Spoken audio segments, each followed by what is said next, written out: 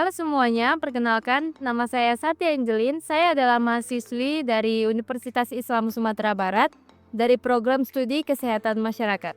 Nah, pada kali ini saya akan mempresentasikan tugas konten kreator yang membahas tentang bagaimana sih cara kita menjadi seorang konten kreator yang baik itu.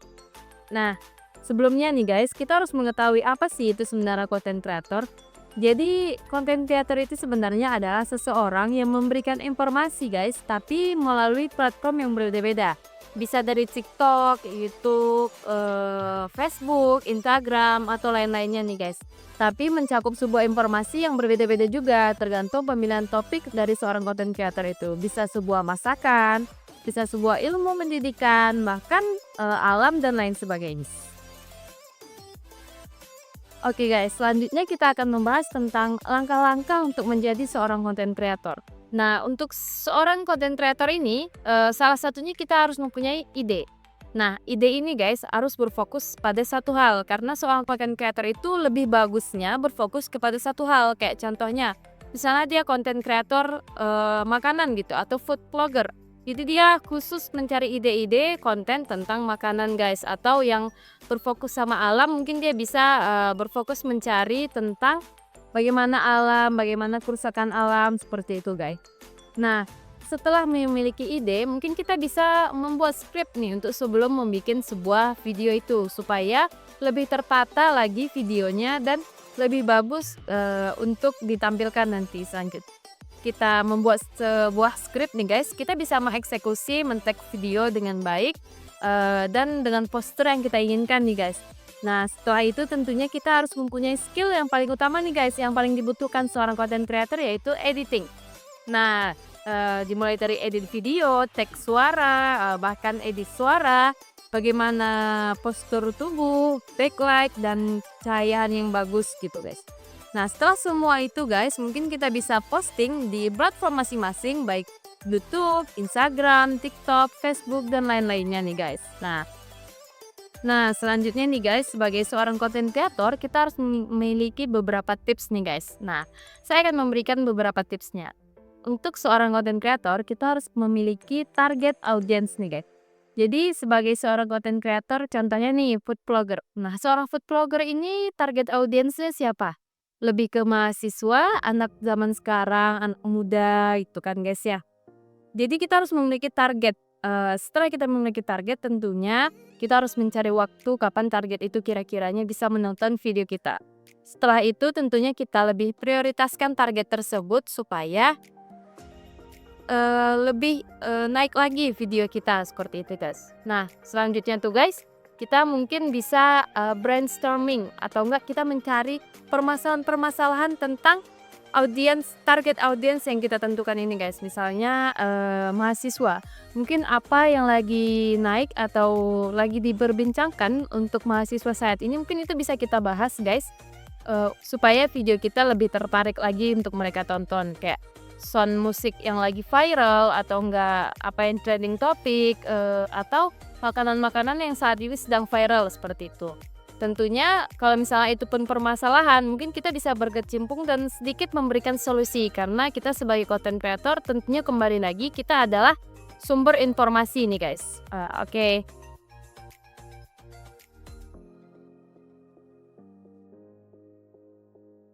Nah, gini guys, sebagai content creator tuh sebenarnya apa sih gitu kan? Selain memberikan informasi, kita bisa mendapatkan benefit apa gitu. Nah, sebagai seorang content creator nih guys, kita mungkin bisa mendapatkan benefit seprofit gitu guys. Kayak misalnya, kalau misalnya kita sudah memberikan informasi yang bagus, konten kita naik, dan kita FBP gitu guys, kita bisa mendapatkan mungkin endorsement. Endorsement itu seperti kolaborasi dengan merek-merek lain. Mereka meminta bantuan kita untuk mempromosikan barang mereka. Nah, dari situ mungkin kita bisa mendapatkan profit dari endorse tersebut. Bisa juga dengan kolaborasi seperti antar brand dengan kita. Kita misalnya, kita ambil saja contohnya food blogger. Misalnya mereka brand A, kita bisa mengambil brand tersebut untuk berkolaborasi. Nah, dari sana kita bisa masukkan profit tertentu nih guys. Nah, seperti kita yang mahasiswa-mahasiswa, tentunya kita memiliki beberapa waktu senggang nih guys. Mungkin dari situ kita bisa menjadi seorang content creator atau memberikan informasi-informasi terkini tentang apa yang terjadi saat ini supaya kita memiliki profit atau kerja sampingan seperti ini sebenarnya. Nah, bentuk seorang content creator ini juga mungkin bisa menghasilkan profit dari pembicara. Misalnya kita sudah memiliki good figure atau enggak kita bisa menjadi seorang pembicara di depan orang-orang yang mungkin berada di bidang kita. Contohnya misalnya kita di ilmu pendidikan atau seperti saya bicarakan sekarang tentang content creator, mungkin orang membutuhkan narasi-narasi atau tidak pembahasan materi tentang bagaimana menjadi seorang content creator. Seperti itu guys. Tentu setelahnya kita juga bisa memulai bisnis. Kalau misalnya kita sudah memiliki nama sebagai seorang content creator dan dikenal dengan banyak orang, tentunya memudahkan kita apabila kita bisa memulai bisnis. Apalagi bisnisnya berkecampungan dengan bisnis online atau guys ya. Sebagai seorang content creator nih guys, kita juga harus memiliki beberapa mindset yang bagus. Salah satunya yaitu quantity and quality, yaitu meningkatkan kualitas. Jadi kayak misalnya kita tidak fokus atau tidak stuck di kualitas yang kita miliki saja. Misalnya kita sudah merasa bahwa video yang kita punya dan konten yang kita punya itu sudah bagus, tetapi lebih baiknya kita untuk meningkatkan kualitasnya lagi, mencari informasi baru tentunya. Oke, tips selanjutnya always learning, yaitu terus mencari informasi, terus belajar bagaimana kita meningkatkan skill kita sebagai seorang content creator dan mencari informasi terkini yang mungkin bisa kita ambil topiknya supaya kita bisa lebih membuat video yang menarik dan lebih masuk ke pemahaman warga-warga atau tidak audiens yang kita targetkan seperti itu. Dan tips selanjutnya yaitu dan akses, yaitu fokus pada nilai yang ingin diberikan kepada audiens. Ini tidak berlebihan, tapi kita hanya berfokus pada nilainya saja. Mungkin terkadang banyak orang yang membuat video itu lebih banyak pembukaannya atau lebih bertele-tele tetapi tidak memiliki inti, seperti tidak memiliki makna yang targetnya tuh aturannya tuh audiens mana, bisa memberikan arti apa. Tapi kita bisa memberikan sebuah arti dari konten kreator kita dan bisa dipahami dan memiliki makna untuk target audiens kita seperti itu. Dan selanjutnya yaitu self discipline, yaitu disiplin dan terus memproduksi konten berkualitas. Kita mungkin di awal kita harus memiliki disiplin nih. Setiap hari kita mungkin bisa post 1 video atau seminggu kita bisa post 2 hari sekali seperti itu. Itu memiliki disiplin waktu tertentu seperti ya guys.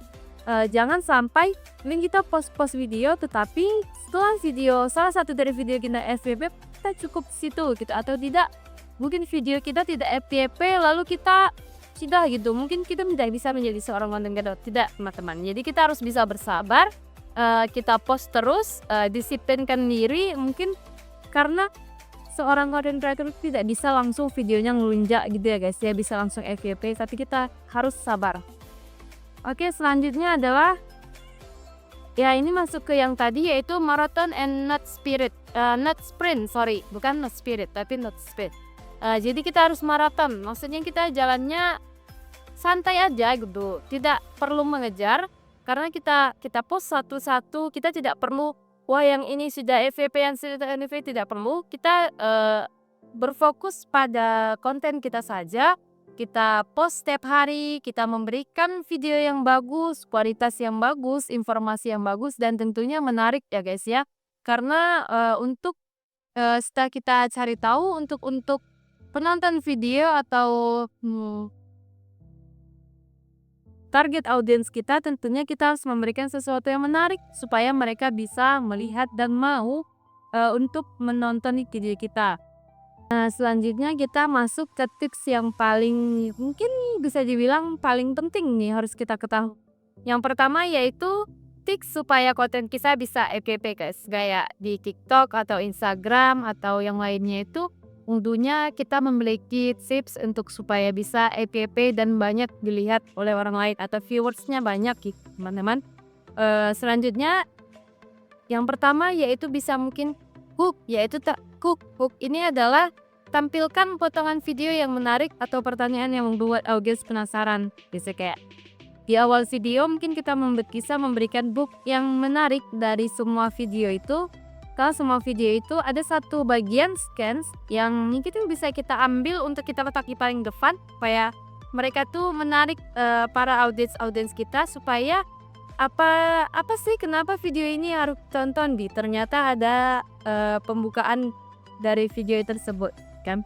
Selanjutnya bisa mungkin kita memberikan mirroring, yaitu konten dengan karakteristik.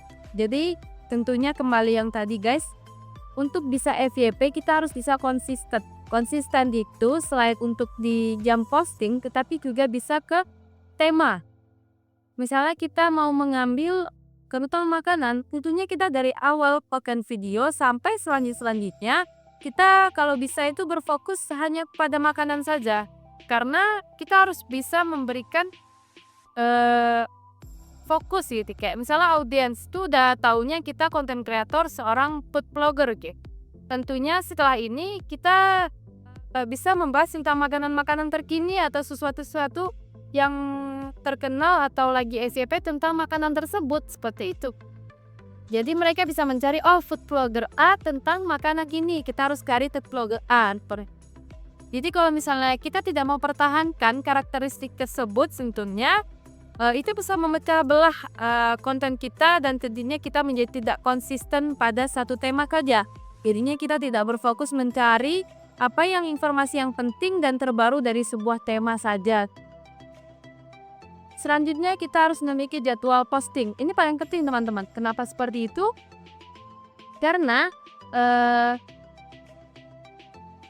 jam waktu FYP itu bisa tertumpu oleh waktu posting. Apabila kita posting sebuah video itu tidak pas pada waktu mereka atau target audiens kita sedang beristirahat atau scroll. Kayak contohnya seperti kita post dari jam 3 sampai jam 10 malam, itu lebih baik daripada jam 12 malam sampai subuh. Kenapa? Karena kemungkinan besar target audiens kita dari jam 3 sampai jam 10 malam itu sedang beristirahat. Atau enggak mereka sudah pulang kuliah, mereka sudah pulang kerja, atau mereka sedang beristirahat, sedang memainkan handphone mereka. Jadi dari situ kita post dari jam-jam terdekat situ. Dan konten kita ditonton oleh mereka yang sedang beristirahat itu dan kita bisa menjadi lebih mudah SPP-nya seperti itu. Tetapi kalau misalnya kita post dari jam 12 malam mungkin atau mungkin di pagi hari, sedangkan target audiens kita sedang sibuk bekerja atau istirahat, tidur seperti itu, tentunya konten kita akan tertumpuk dan tidak FYP untuk ke depannya seperti itu.